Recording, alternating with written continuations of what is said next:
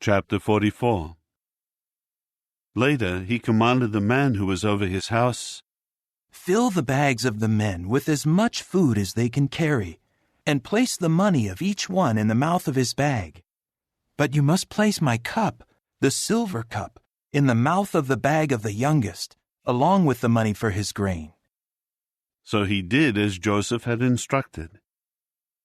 In the morning, when it had become light, the men were sent away with their donkeys. They had not gone far from the city when Joseph said to the man who was over his house, "Get up, chase after the men. When you overtake them, say to them, 'Why have you repaid bad for good? Is not this what my master drinks from and uses to read omens expertly? It is a wicked thing you have done.'" So he overtook them and spoke these words to them. But they said to him, "Why does my lord say such a thing? It is unthinkable that your servants would do anything like this. Why, the money that we found in the mouth of our bags we brought back to you from the land of Canaan. How then could we steal silver or gold from the house of your master? If it is found with one of your slaves, let him die, and the rest of us will also become slaves to my master." So he said, "Let it be as you say. The one with whom it is found will become my slave, but the rest of you will be innocent." With that, each one quickly lowered his bag to the ground and opened it. He searched carefully, starting with the oldest and finishing with the youngest. Finally, the cup was found in Benjamin's bag. Then they ripped their garments apart, and each of them lifted his load back onto his donkey and returned to the city. When Judah and his brothers went into Joseph's house, he was still there, and they fell to the ground before him. Joseph said to them, "What is this deed that you have done? Did you not know that a man like me can expertly read omens?" At this Judah replied, "What can we say to my master? What can we speak? And how can we prove ourselves righteous? The true God has found out the error of your slaves.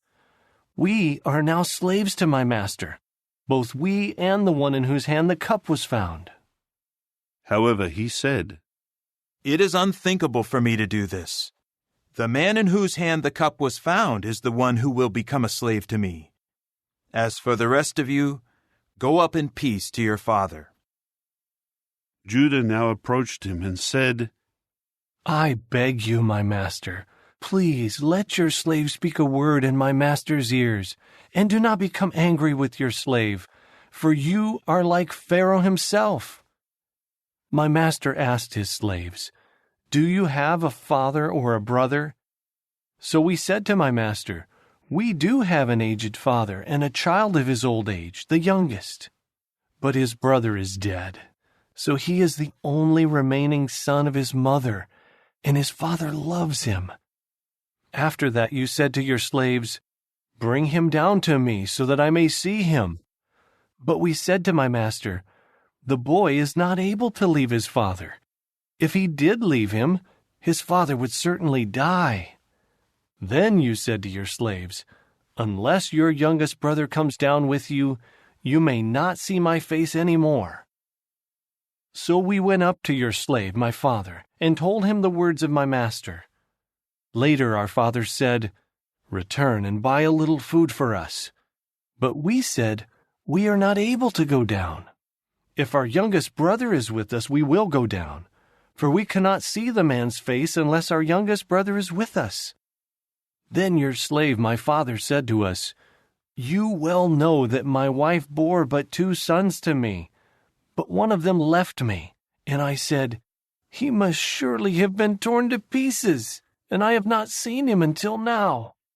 If you were to take this one also out of my sight, and a fatal accident were to befall him, you would certainly bring down my gray hairs to the grave with calamity. And now, if I return to your slave my father without the boy along with us, since his own life is bound up with this one's life, then as soon as he sees that the boy is not there, he will die, and your slaves will indeed bring down the gray hairs of your slave our father to the grave in grief. Your slave gave a guarantee to my father for the boy, saying, 'If I fail to bring him back to you, then I will have sinned against my father forever.' So now, please, let your slave stay instead of the boy as my master's slave, in order that the boy may return with his brothers. How can I return to my father without the boy along with me? I could not bear looking on when this calamity befalls my father."